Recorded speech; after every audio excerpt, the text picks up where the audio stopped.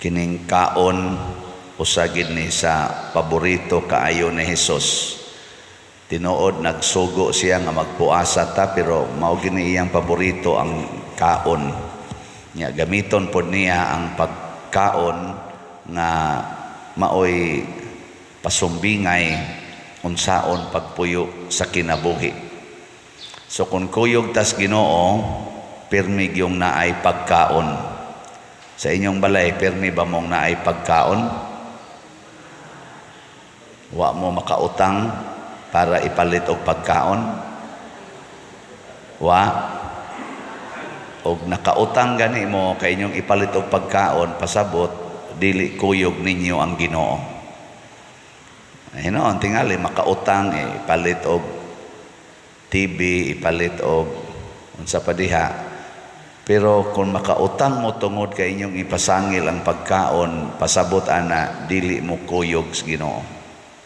Kay basta kuyog tas Ginoo, wa gyud puasa, way hunong-hunong ang pagkaon. Sa inyong paminaw, kita din sa parokya, kuyog tas Ginoo o dili?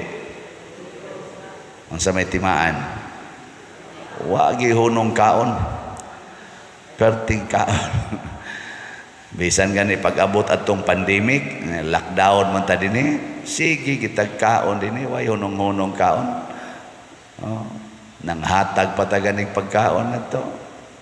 Ang barangay gani manghatag lag kausas usa ka sa unom ka buwan, murag kausara ka panghatag, pero kita hapit kada duha ka buwan kahatag kita atong panahos pandemic ba. Kahatag kita kausa. Usahay pa gani makadabuan. Nganoan, perti pagkaon pasabot kuyog ang Ginoo. Ikaduha, kining kalipay. Basta kuyog ay natong Ginoo, malipayon kita kanunay. Ilingi ay mong tupad, na malipayon ka karong si Manaha. Karon lang si Manaha ba? Malipayon ba ka kanunay? Wag yung ka ni Agi nga nasuko ka, wag ka magyaw-yaw. Wa? Og nasuko gani ka, nagyaw-yaw ka, di ka malipayon kanunay. Pasabot, nagputol-putol ang imong pagpakigkuyog ni Hesus. Kay kuyog tas Ginoo, bisag unsa pay sitwasyon, malipayon kita kanunay. Ana gina siya. Nya ang katapusan, kinig yung kaluwasan. Basta kuyog ganitas Ginoo, daghang kaon, siging kalipay, nya luwas paginta. Na bang mahimo tang manununod sa langit.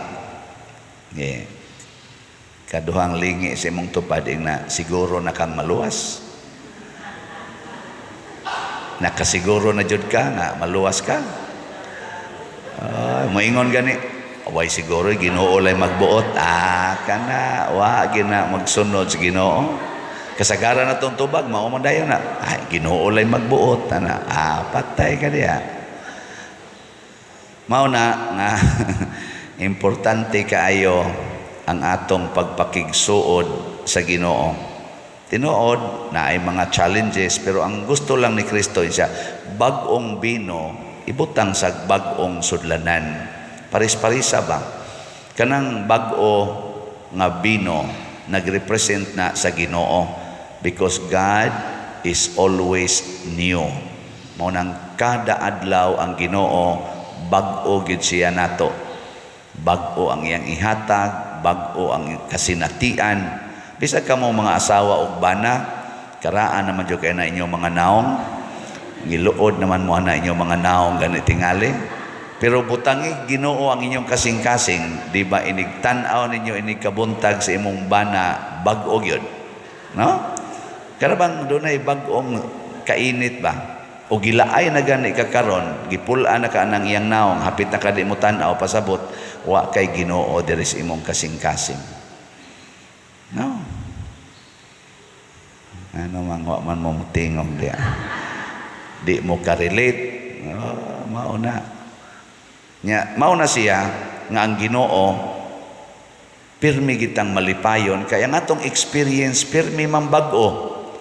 Doon na may gitawag na to bagong ingredient ba.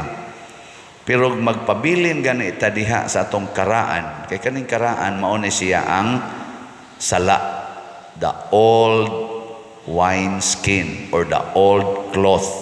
Mao na siya ang sala. Kanang sala muhimo gid na nato nga murag karaan. Tanawa na mga asawa nga mga makasasala, hisgutan gid ng karaan. Ikaw sa una pagyud ka, di ba? Hinumdum ka, uyab batas unang buanga ka, mauna ni imong batasan, hinumduman gina niya. Mauna ang mga yawanon. Kanang mga anak, ikaw ang tapulan na ka. Kaya hinumduman ka to mga tinapulan sa una ba? Kinsa ninyo din ang di na gyud mo hisgot sa nangagi. Taas ang kamot. Kanang di gyud mo hisgot ba? Istorya. Kusog kay tanang matud pas Tagalog halongkatin ang mga nakaraan. Murabag anaon gyud ba? Banhaon ang mga bukog sa kagahapon nga gilubong na unta sa kadugay na sa lumot, gilubong na sa lumot sa kalimot. Banhaon gyud. Ang karon ayaw yung sagula ang yawa o ang Ginoo. Na unsaon man butangi og pading sama ni Rebecca diri sa atong unang pagbasa. Si Jacob gusto niyang maluwas, gusto maoy matagaag panalangin niya kay ang pinangga ni Isaac si Esau man katong maguwang maoy gi tagaan ni kanini ang Isaac og misyon aron nga iya dayong ihatag ang panalangin. Si Jacob dili man to siya mangayam, so di siya kahimo atong misyon, pero gusto ni Rebecca nga ang iyang anak mapanalanginan. Unsa may gibuhat ni Rebecca? Iyang gi butang-butangan og pading si Jacob aron maoy mahatagag panalangin. Tinuod ang tingog ni Jacob wa mausab, dulduol ra man sa silag tingog ni Esau. Niingon si Isaac, nabuta man intawon si Isaac, kani man kung Ginoo usahay san magpabuta-buta pod ni siya. Kay kundi siya magpabuta-buta basig timan-an niya ang atong mga kasalanan kanunay. So nagpabuta-buta sa atong gi pading-padingan ni Rebecca, napanalanginan yun. Sa mga reflections sa mga theologians, kani kunos Rebecca mura kununig ang mahal nga Birhen Maria. Kanabang iyatang pading-padingan ba? Din na magidunta ta madawat sa Ginoo. Ganang naong nimo, madawat pa ka na sa Ginoo. So, sala pa lang nimo, pertinandaghana. Pero ang mahal nga Birhen Maria, kamao siyang mo adjust, kamao siyang mo butang ba, unsay angay ibutang nato para mahimotang acceptable sa Ginoo. Kay kani manggong mga inahan, kuan kay na sila, in touch kay na sila silang anak, kay bahogid sila unsaon. Muna ang mahal nga Birhen Maria nga atong gibijilan karon, kahibaw siya unsaon nga mahimotang angayan ngadto ni Hesus. Maubitan na ka na mga COM, kaagi ba mong COM? Children of Mary. Naman na sila'y motto, to Mary, through Mary to Jesus. Pinaagi ni Maria ngadto ni Hesus. Kung suod ka ni Maria, masuod sa ka ni Hesus. Nya dili tungod kay angayan ta kuan lang Maria gibutang-butangan ta niya ba nang litan kusog kay ka mamalikas nya moduol ka ni Maria, butang-butangan ni Maria ang imong baog purity kay pure man kay ni siya. Nya moingon dayon ang Ginoo, tanaw na ko sa imong naong mura mangyug ka katong akong ighuhog sa impierno. Pero ang imong baba, murag baba sa kong inahan. kusog ka manghimantay kanang imong mata himantayon kay tanan. Nailan nas Ginoo, ang Ginoo, ikaw man tong himantayon kayo nga ako nang gikandidato sa impyerno, pero ang imong mata karon mura na magmata sa akong inahan. Ana, ibutang na ni Maria. Wa mo kay bawa na. Kadang imong kamot nga luos lag pangusi, luos lag panghapak, gitimanan nas Ginoo Ayong Ginoo, mao magyud kay tag-iyas kamot nga katong kusog kay mangusi sa mga bata. Ana, ako man kang impiernohonon, pero ang imong kamot karon mao na mag-texture sa kamot sa kong inahan. Ay butangan sa kang Maria sa katong. Kay si Maria nakapasar mas langit. Iyan ang ipaambit nato. Pero ang problema lagi, gusto ba mong maliwat ni Maria? Suod mo ni Maria? Dili.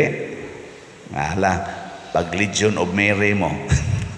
Dini ato na natag, ato nang gikusgag maayo Legion of Mary. Pag magpakasundao ta ni Maria. Ug unsa may kinaiya ni Maria, pirming bag-o ang iyang mata nga magtan-aw sa tao. Pirmi sang bag-o ang iyang kasing-kasing nga mohigugma sa isig ka tao. Dili siya magtimaan sa mga sayop. Ang iyang timan-an kanunay inig karong adlawa nakigatubang ko sa image and likeness of God. Sige, lingi imong tupad. Nya isulti niya unsay bag-o nimong nakita diha niya. Sige, ready, go. Ingna bag-o lagi ng imong ilong. Gahapon taas-taas, karon lisngag na. Uy, pangitag bag-o pangitag bag-o gyud. Ana, tanawa di ba bag-o na sad ang atong slot ang gidaghanon. Ako ang taga-ana. Bag-o na sad ni. Ingon kanibas father mangita gina siya adlib aron lang gyud makalusot ng iyang slot. Og mao ni makapalangit ninyo nganong di man nato ni i-promote. So as of yesterday, ang atong SBF DAG nahalina na taog 31,634 ka slots. Pakpak. Niya ang atong 19 slot challenge, mauna ni siya ang final. Di na ko mo ihap sa uban kay ako na lang tangan na lang allowance.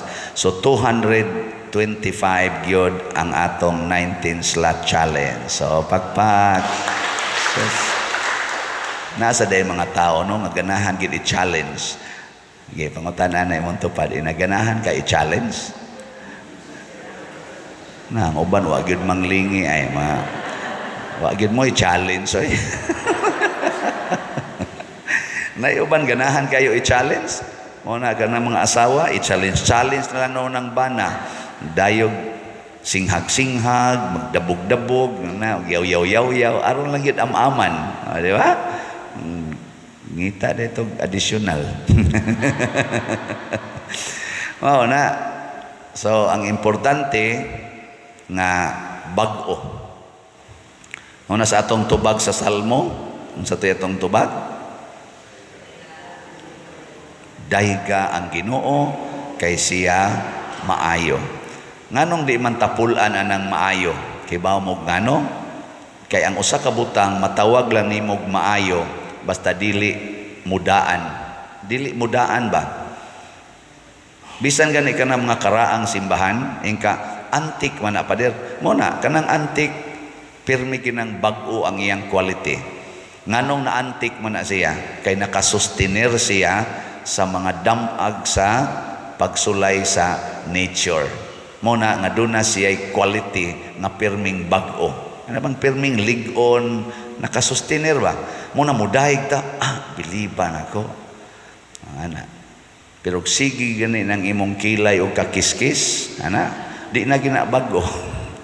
Inka, oy, di man kasustenir imong kilay, dali raman kay mawa. Imong buhok, dali kay mausap ang kolor, awa, na di na nabago. Wa kasustenir ba? Pero kana ganing uban nga di gyud koloran ang buhok, ang kilay di gyud usbon, ana mingka kasustinir gid siya no.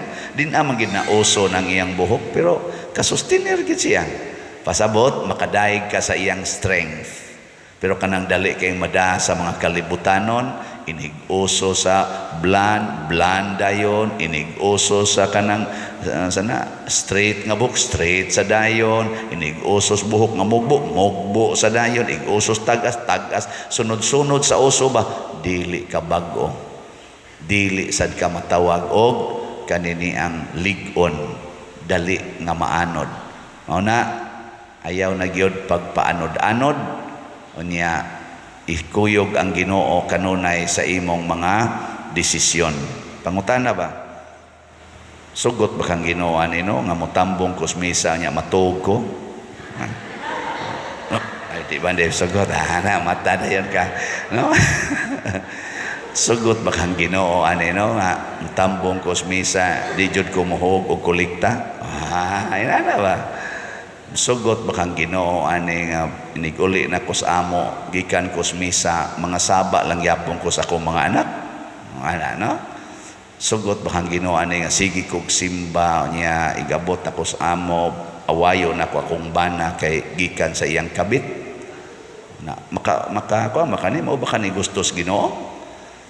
Mao ba kani gustos Ginoo nga kining akong igsuon ako gining padayonon ang kihan ako dito sa korte tungod lang aning mga utlanas yuta nga nangausap? Sugot ba kang Ginoo ani nga akong ikihan ning akong igagaw tungod las utang? No. Ay magduko-duko diha. Kay nindot kayo ng mangutana tas Ginoo. Og kun moingon gani ka wa ni mauyon sa kabubutos Ginoo, ilisi dayon, yung kalisod man pa dir, patabang ni Mama Mary. Kay di ginalisod, basta sa Mama Mary na ana nato. Kadto bitang lisod kayo nako pagbayad sa utang sa ospital, akong manghod katos Klito, mga year 2000, na operahan sa kasing-kasing. Ang bayro noon sa ospital, 320,000. Bisa na lag 1,000, wa gyud ko'y kwarta. Nya diha ko sa seminaryo, ang tanan nagsalig nako, akong pamilya. Nabuhi ang akong igsuon nga naopirahas kasing-kasing, pero asa mag-ibayad, mamatay ra sa tusyag usab. Sige ra ko rosaryo, nako mahal nga Birhen, di jud ko motoo nga way solusyon ang Ginoo kung ikaw na maoy mangayo. Oy, dali ra kay nasulbad in 4 days.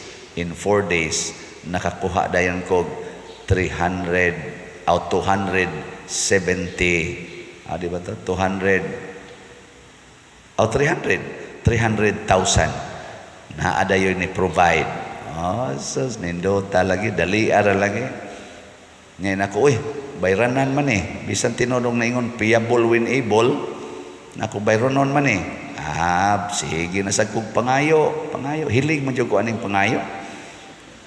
After mga 5 months, nakadawat ko mga 400,000. Apil pang maintenance akong manghod hangtod na ayo. Karon patyo no na sad. Pero naayo siya itong problema nakumplito gyud ang process sa pagtambal niya. Pero karon abot lang nagkanusa sa namamatay. Ang importante nga maka-experience ta ba?